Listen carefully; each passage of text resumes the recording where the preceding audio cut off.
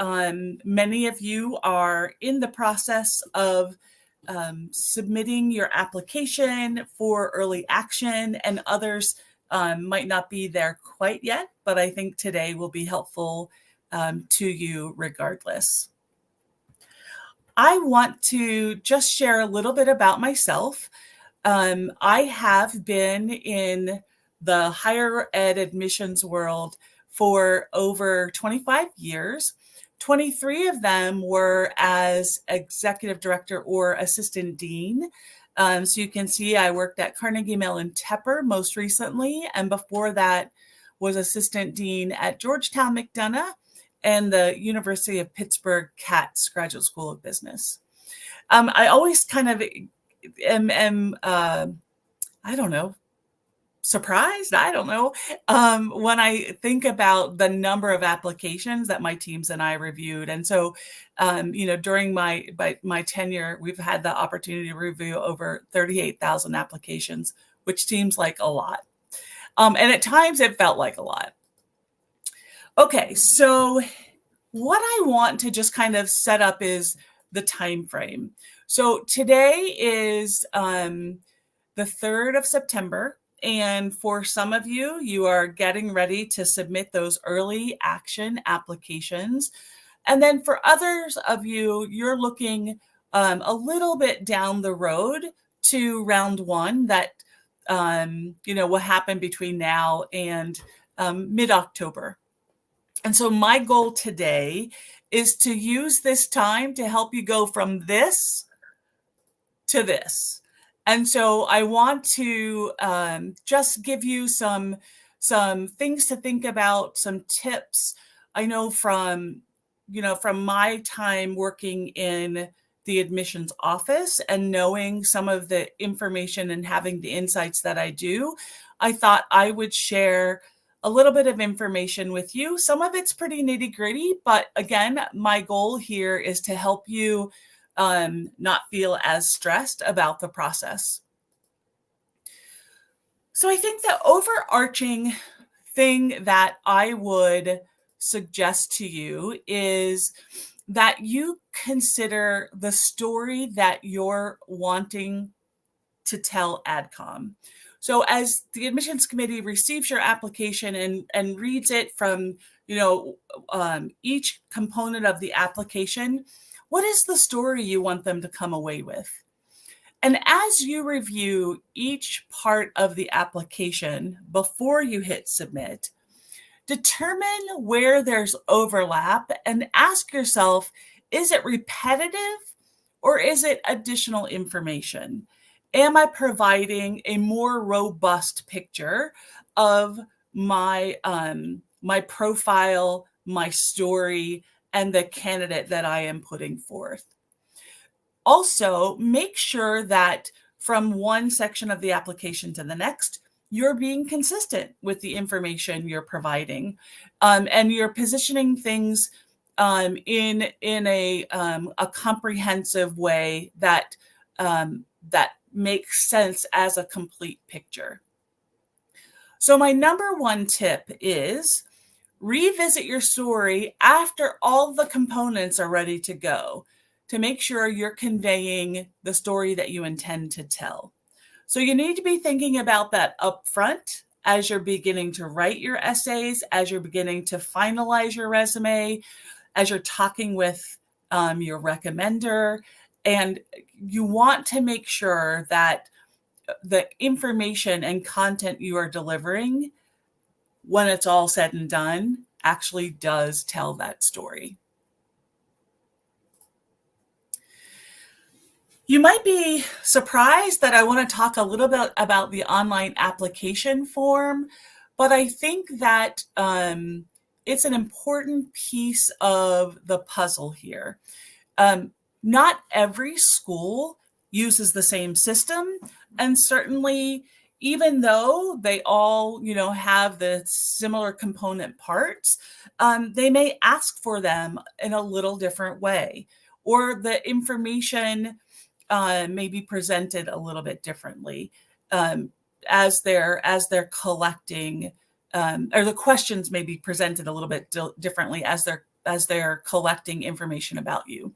So there's general information, which is kind of the biographical, more personal, maybe community activities kind of information. And then there are the academics, the employment, essays, whether they're written or video, maybe short answer, the recommendation. At the end, you're asked to sign an honor code or a statement of assurance. And I would suggest that even if you aren't getting ready to hit the submit button, when you know that you want to apply to a school, go ahead and create your application account and go through the form so you know what the differences are from one section to the next. And you know what the school is asking for and how they're expecting you to provide it. The instructions on the actual application form screen is very important. This is where the nuances, you'll find the nuances, as one school might require information one way and another school might ask for it differently. And so make sure to take a run through the application before you're ready to even be close to submitting, to make sure that you understand how you need to prepare that information and what you need to provide. So again, the tip here is carefully follow the instructions on each page. I also just want to remind you, if you are joining today and if you have any questions, go ahead and put them in the chat box. And if the information is helpful to you, give us a like, and we're happy to keep providing information in future webinars as well. So now that you understand the online application form and what the schools are looking for, my suggestion is that you want to minimize your mistakes by double checking your information. And so there are a couple of things that, as someone who has worked on the admissions side, I know a lot of times we would see common mistakes. And so one of the things that you can do when you are filling out the application, ask someone to review the content, even the content that you're entering in each page of the application. You can grab screenshots and ask a friend or colleague, someone that knows a little bit about what you're up to and what you're trying to accomplish. Provide them the information.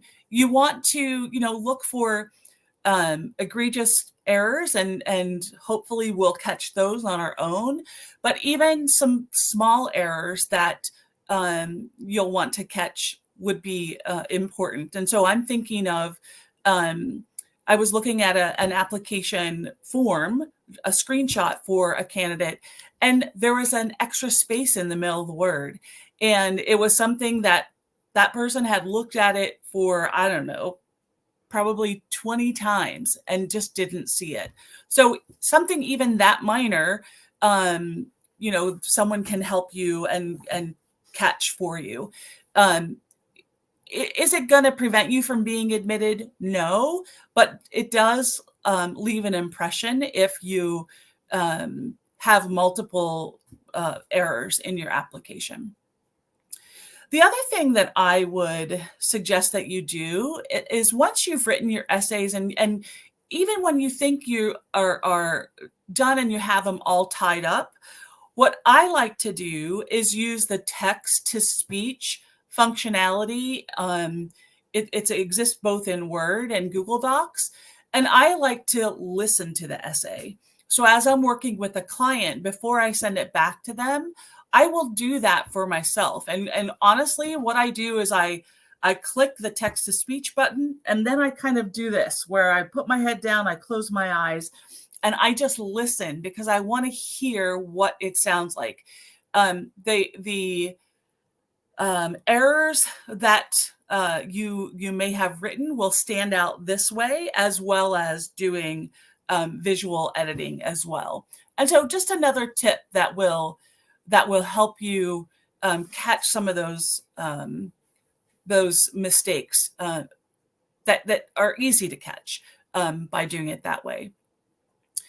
And then another option is to provide your essay to someone else and ask them to provide you with the questions that you answered.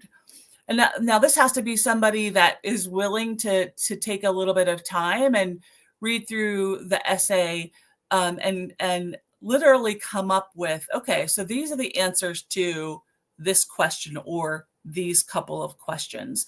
That way you can see if you're really answering the question that was in the prompt from the program. A little bit tricky, but interesting to see where you've communicated what you think you have and where the message actually comes through.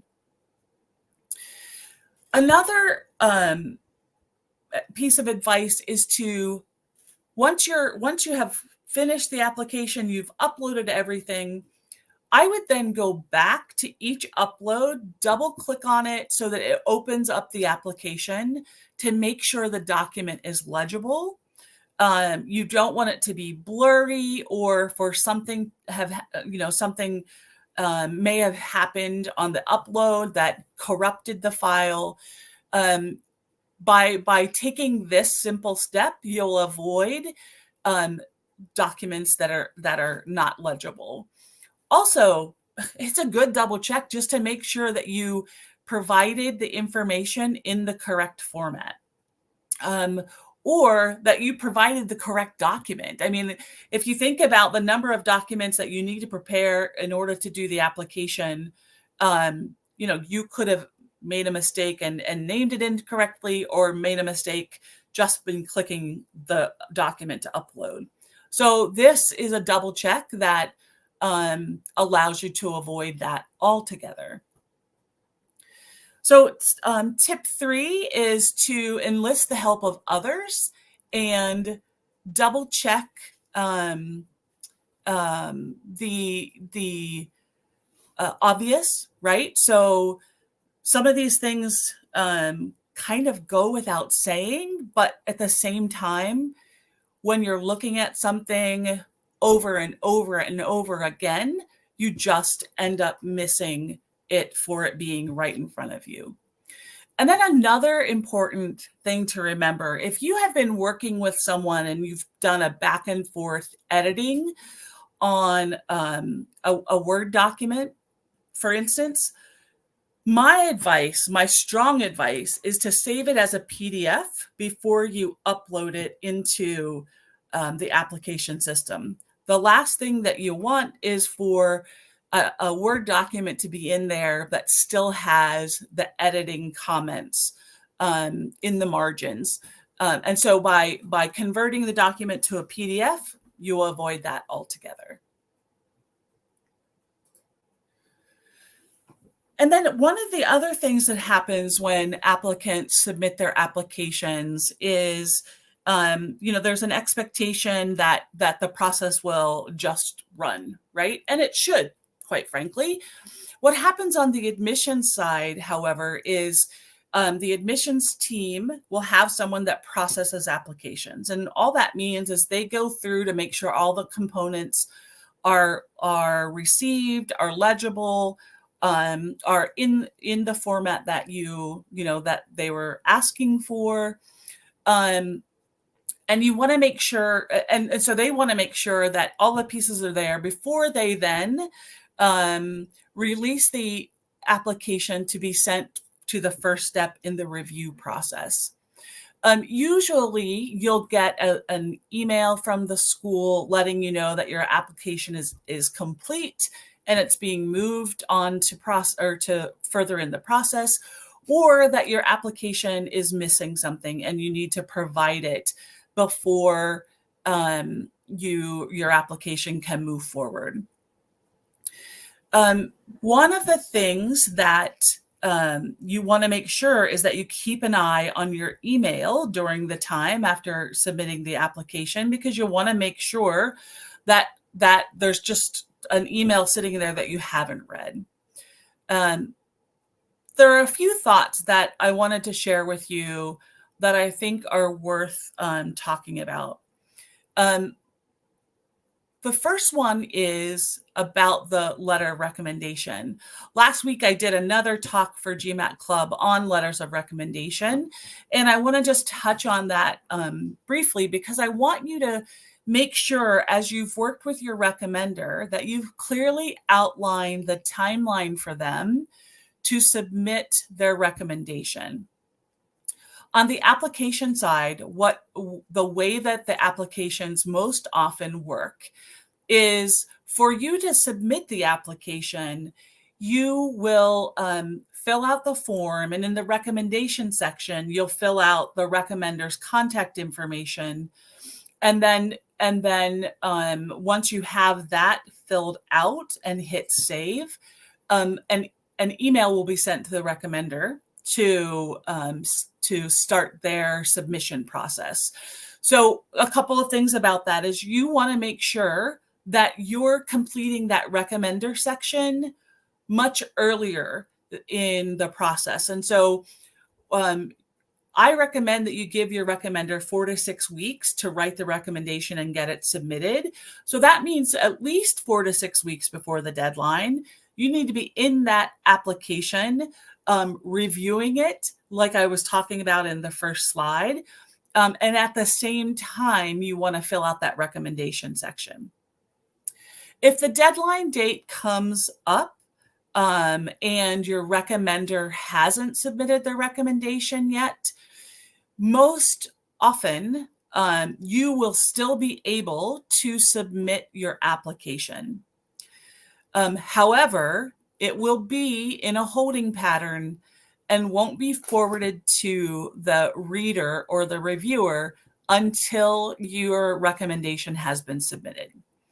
So my advice to you is work with your recommender up front, make sure they understand the timeline, and I would just give them the deadline of the week before your application is due to submit their recommendations. That way you're not chasing them down after the fact of having submitted the application, and it won't be holding up or delaying the review on your application. Also, transcripts can be a little bit tricky from one school to the next. You want to make sure that you understand how you need to provide your transcripts. Make sure that you're reading the instructions and providing the documents as they're requesting. For most U.S. schools, when they're receiving U.S. transcripts, make sure that you're giving them the front and the back, because the grading scale is on the back. For non-U.S. schools, depending on the school that you're submitting your application to, you may need to, most often, I believe you'll need to provide a translation of the copy of the document that you have in the original language. Some schools may require you to get a WES evaluation, and that's the World Education Service evaluation. Either case, they're going to want to make sure that the documents you provide not only give your full grades, your full set of grades, but also have some kind of certificate of completion if the completion date of the degree does not exist on the transcript. And as I mentioned, for the U.S. schools, they're going to want to see the grading scales as well. Again, I'm reading the instructions will give you this information, but please know that it varies from one school to the next. Another delay that we would experience would be someone would send a resume and didn't follow the specific instructions. Some schools want to see the dates on the resume being in the month and year format instead of just the year, instead of saying from 2020 to 2023, Some schools would like you to say that you worked for a company from 9/2020 through 5 of 2023. So they have both the month and the year. And so make sure that you're paying attention to that, because that will be something that you'll get an email back from the application processor who will say your application is incomplete because the months and days aren't on your resume. The other thing that you want to remember to avoid unnecessary delays is to send your official test scores to the school. When you take the tests that you take, whether it's GMAT, GRE, executive assessment, TOEFL, IELTS, whatever the test is, you have a number when you're taking the test. You have a number of schools that you can list, and they'll automatically send scores to those schools. If the school that you're working on now wasn't on that list, you need to make sure that you send request that an official score is sent to the school that you're applying to. Otherwise, again, there's going to be an unnecessary delay. And then the last piece is, don't forget the application fee. I know this sounds really silly, but you would be surprised at the number of applications that are submitted. And if there's kind of a two-step process, you submit and then you pay the fee. The number of applications that sit in a holding bin because someone forgot to submit the application fee is surprising. And so I want to just, for your benefit, to help you avoid unnecessary application delays, these are some things to pay attention to. Thank you, Arushi, for your question. And you're asking, do excluded recommenders look bad? I have a question for you. Do you mean someone that you initially wanted to be your recommender and then for some reason they couldn't, so you had to kind of pull that recommendation back and put another recommender in?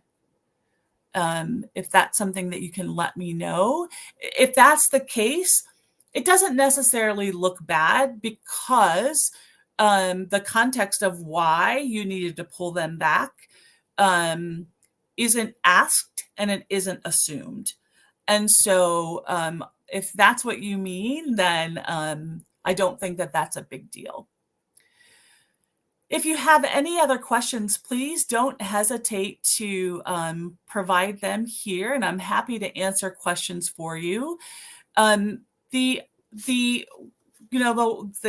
idea of submitting your application and being able to just not stress about it is a great one. And I hope these tips have helped you to get some ideas that may not have been originally at the top of your mind. Okay, going back to Arushi. In this case, it is to meet the timeline. They had a medical emergency and can't write the recommendation as of now. Yeah, so that's not an issue from the school's perspective. I think what you'll need to do is identify someone, obviously, to write your new recommendation. But the school is not asking you to let them know. I think over time, this is, it is not necessarily out of the ordinary that a recommender, something may have come up that they're unable to do it. If you're worried about it, you can always, reach out to the school. But I would say the option really is to find another recommender and just get it submitted. Okay, so I am happy to answer any questions that you have, but what I'd like to do is just invite you to sign up for a free consultation with me or my colleagues. We're happy to talk with you for 30 minutes about the application process, about your profile specifically, any way that we can help you. That 30 minutes is yours. And so you can reach us through our website at accepted.com. You can sign up for free consultations. There are also free resources on the website. So if you're looking for some information, feel free to poke around in the free resources section. If you have any questions and you'd like to follow up with me directly, please feel free to do that. My email address is kelly.wilson@accepted.com. I hope that this has been a helpful session as you're getting to the point of submitting that application. I know it can be stressful, and I just hope that these tips can provide you some insights that will allow you to just kind of de-stress and feel like you've crossed all your T's and dotted all your I's. Thank you so much for joining today. And again, please don't forget to like the session if you have found this information helpful. And I look forward to seeing you again. Thanks so much, guys.